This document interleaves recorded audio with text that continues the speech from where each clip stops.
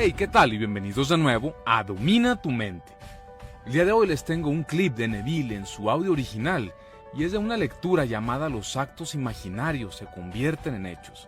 Y está buenísima porque nos habla de varios temas, toca los estados de conciencia, los tiempos de manifestación y nos invita a dejar la ansiedad de lado.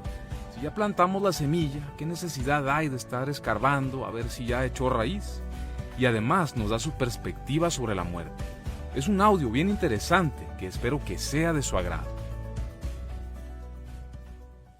I speak from experience when I speak of these characters of Scripture.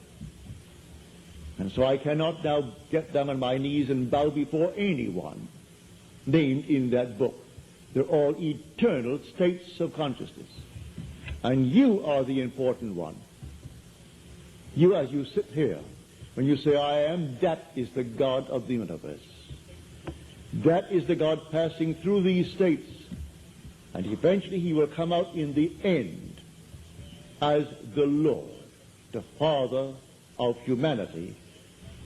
So when you meet someone as you go through life and they need help, it doesn't cost you anything other than one little moment in the exercise of your talent, which is the gift of God to you, which is himself, which is your own wonderful human imagination.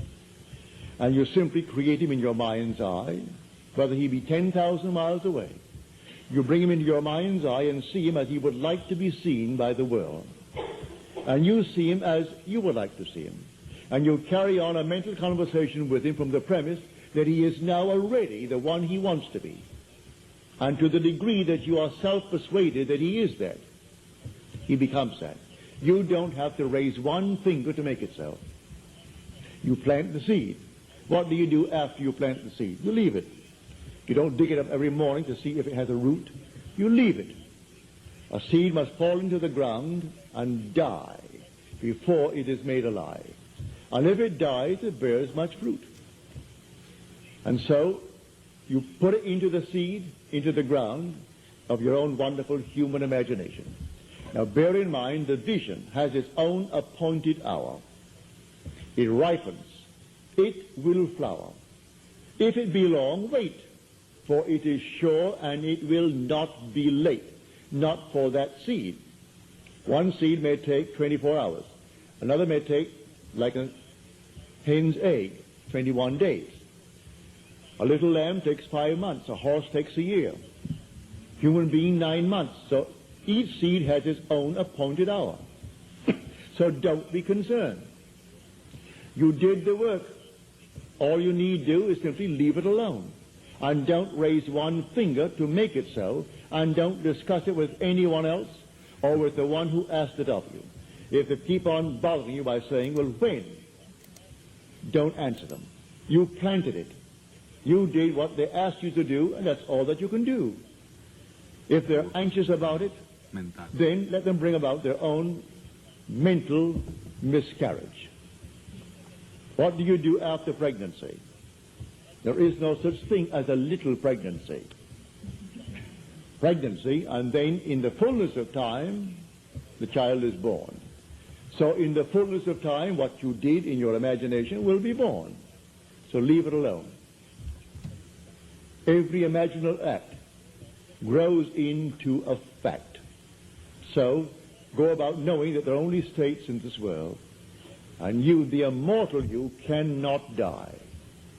I am telling you from my own personal experience, you cannot die. Cut off your head now.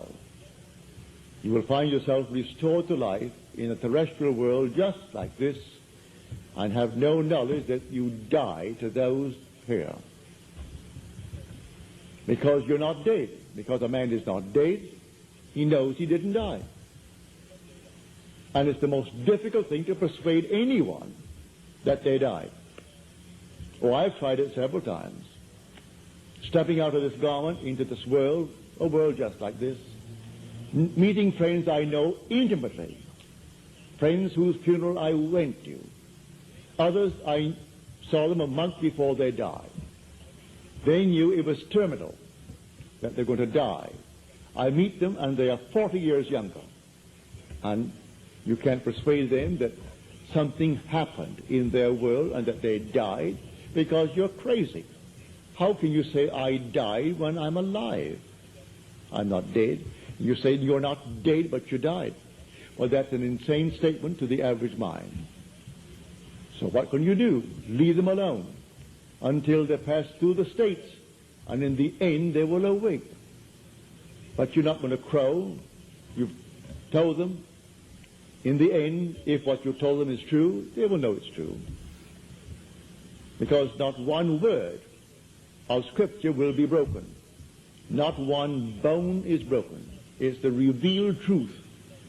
And revealed truth is the body of God, and not one of his bones can be broken.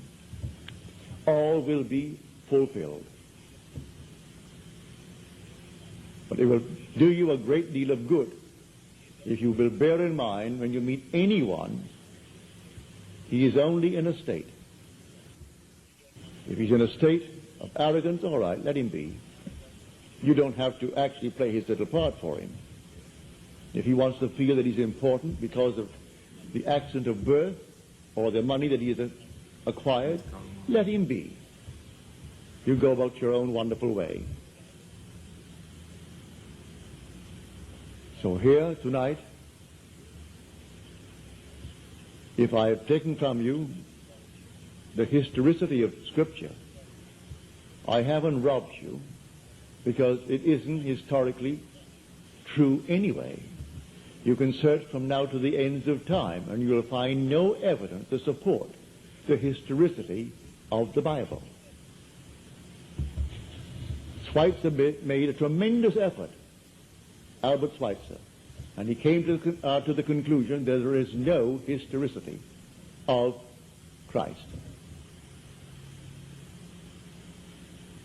And he named his book In Search of the Historical Christ. He was an honest man, a humble, simple, wonderful scholar, Albert Schweitzer. But it's not because of what he said. I'm telling you what I've experienced. And you'll never find any so-called burial place of David or Abraham or Jacob in the Near East, no matter what archaeologists bring in. They are eternal states within the consciousness of the individual.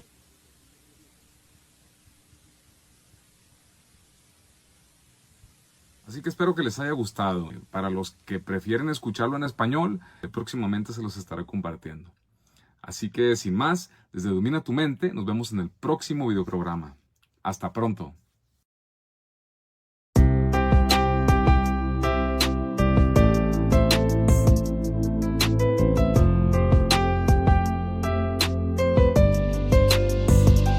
I have seen love before, but I never felt that great before. I can say proudly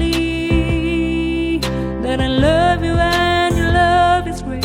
You are such an amazing man.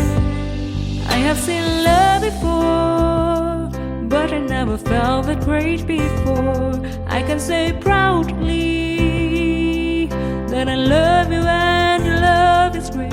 You are such an amazing man. You have awakened a part of me. You have created something I've never knew. You not only care about me, but you always respect me as I am. You have accepted a part of me, and that makes all the difference to me. You are such an amazing man.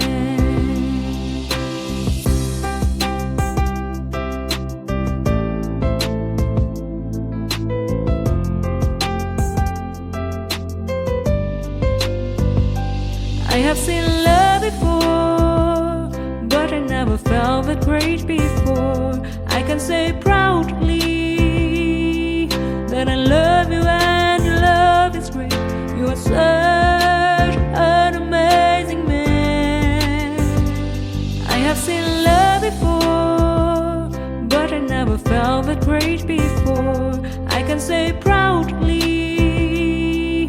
that I love you and your love is great. You are such an amazing man. You have awakened a part of me. You have created something I've never knew. You not only care about me, but you always respect me as I am. You have accepted a part of me, and that makes all the difference to me. You are such an amazing man. You have awakened a part of me. You have created something I've never knew. You not only care about me, but you always respect me as I am. You have accepted a part of me, and that makes all the difference to me. You are such